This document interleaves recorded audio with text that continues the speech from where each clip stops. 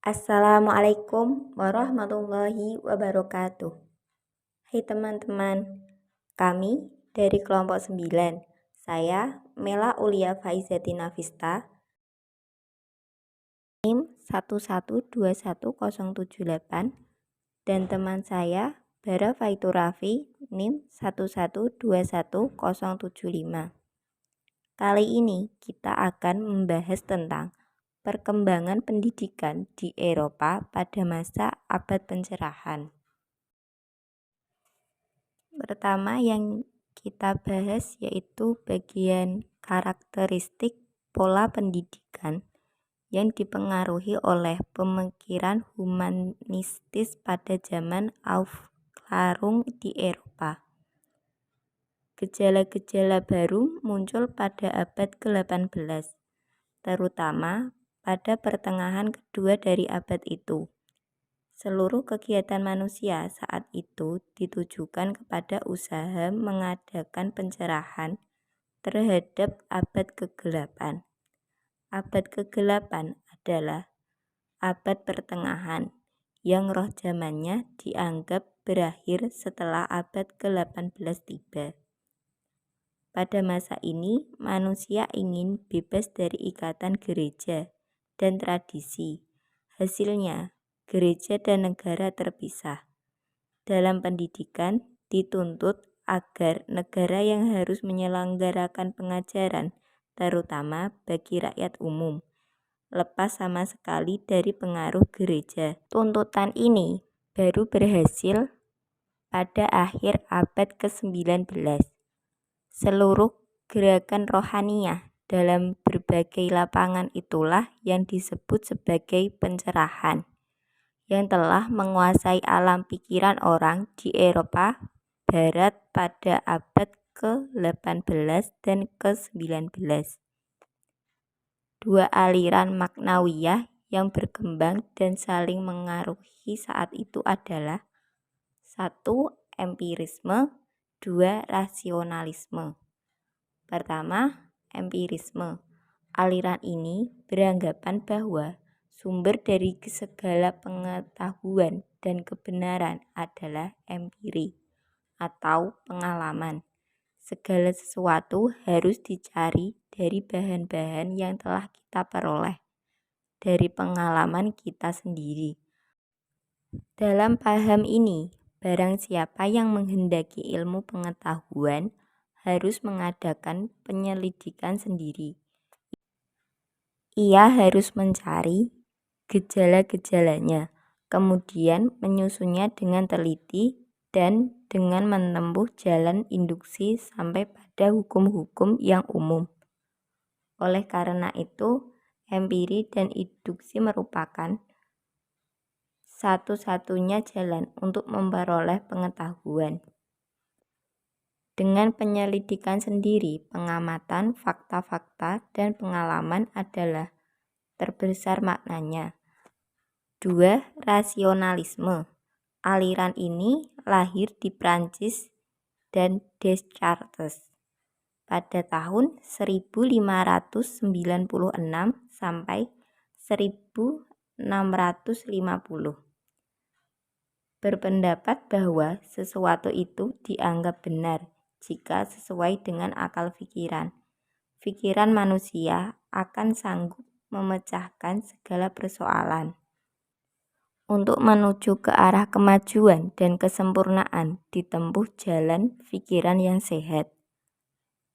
Rasionalisme merupakan kelanjutan dari perlawanan terhadap ajaran-ajaran yang bersifat dogmatis dan tradisi yang mulai tampak pada abad ke-15 dan ke-16. Menurut rasionalisme, pengetahuan yang diperoleh dengan jalan pengamatan, alat deria atau induksi masih diragukan kebenarannya. Yang jelas dapat dipercaya adalah kenyataan.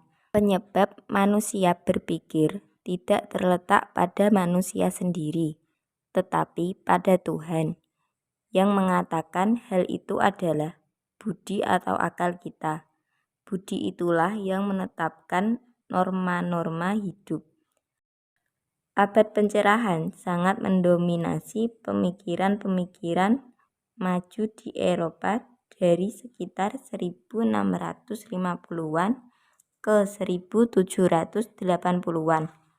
Perbaikan dalam sistem pendidikan menghasilkan masyarakat yang memiliki minat baca, sehingga mengakibatkan meningkatnya permintaan akan materi cetak dari golongan-golongan pembaca di kelas sosial yang lebih tinggi. Belum pencerahan, sistem pendidikan Eropa pada prinsipnya hanya ditujukan untuk sejumlah profesi, misalnya keagamaan seperti pendet dan suster, dalam bidang kesehatan seperti dokter, di bidang birokrat seperti pengacara. Ketika revolusi ilmiah dan pergolakan agama mematahkan pandangan dan cara berpikir tradisional pada masa itu, agama dan tahayul digantikan oleh penalaran dan fakta ilmiah. Salah satu filsuf seperti John Locke memunculkan gagasan bahwa pengetahuan diperoleh melalui sensasi dan refleksi, searah dengan teori Locke bahwa setiap orang memiliki kapasitas yang sama. Oleh karena itu, pendidikan tidak boleh dibatasi pada kelas atau jenis kelamin tertentu. Beberapa ahli pendidikan besar yang menguasai pedagogik atau ilmu mendidik pada abad ke-18 diantaranya adalah 1. John Locke. Sistem pendidikannya sesuai dengan teori tabula rasa. Percaya bahwa pendidikan itu maha kuasa. Jika seorang anak sama dengan sehelai kertas putih yang kosong, yang dapat ditulisi sekehendak hati oleh pendidik, sehingga semua pengetahuan datang dari luar karena pengaruh faktor-faktor lingkungan. John Locke tidak mempermasalahkannya sama sekali pengaruh pembawaan si anak. Dalam pedagogik, aliran ini disebut pedagogis optimisme sebagai lawan dari pedagogis pesimisme atau nativisme yang menganggap bahwa perkembangan jiwa itu adalah hasil daripada faktor pembawaan belaka. Bagi Locke, bentuk pengajaran yang terbaik adalah belajar sambil bermain. 2. J.J. Rousseau pada tahun 1712 sampai 1778. Cita-cita pendidikan Rousseau dapat diketemukan dalam bukunya yang berjudul Emile, yang ditujukan bagi golongan bangsawan dan kaum terpelajar. Ketika itu, anak-anak golongan tersebut mendapat pendidikan dari gubernur-gubernur yang tidak mengenal perkembangan anak dan tidak memberikan kebebasan. Tujuan pendidikan menurutnya adalah membentuk manusia yang bebas dan merdeka.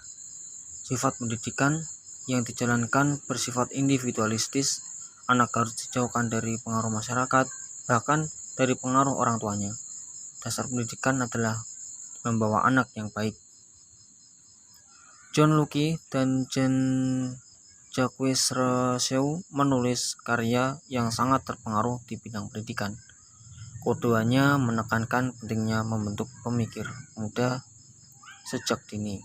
Pada akhir pencerahan, ada permintaan yang meningkat akan pendekatan pendidikan yang lebih universal, terutama setelah revolusi Amerika dan Prancis. B. Sistem persekolahan zaman Aufklärung di Eropa. Dimulai dari kerajaan Prusia yang memperkenalkan sistem pendidikan umum modern yang dirancang untuk menjangkau seluruh masyarakat, yang kemudian dianut secara luas di seluruh Eropa dan Amerika Serikat pada abad ke-19. Fondasi dasar dari sistem pendidikan dasar Prusia diletakkan oleh Frederick Agung dengan General Schulreglement yang dirancang oleh Johann Julius Hecker, mengamanatkan sekolah untuk semua anak muda Prusia, baik perempuan dan laki-laki.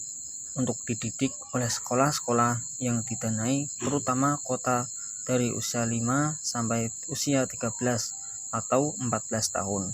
Rusia adalah salah satu negara pertama di dunia yang memperkenalkan sekolah dasar yang ditanggung pemerintah dan umumnya wajib dijalani.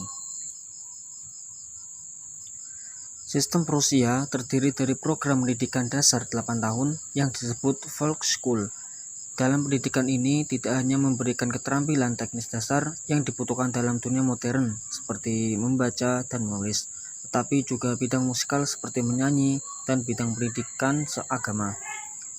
Sistem Prusia setelah awalnya sederhana berhasil mencapai tahap wajib pelatihan khusus untuk guru, ujian nasional untuk semua siswa dari semua jenis kelamin, kurikulum nasional yang ditetapkan untuk setiap jenjang pendidikan. Terima kasih untuk waktunya dan semoga pembahasan tadi dapat bermanfaat untuk kita semua. Sekian, hanya itu yang dapat kita sampaikan. Kurang lebihnya kita mohon maaf. Maaf bila banyak perkataan yang mungkin sulit dipahami. Wassalamualaikum warahmatullahi wabarakatuh.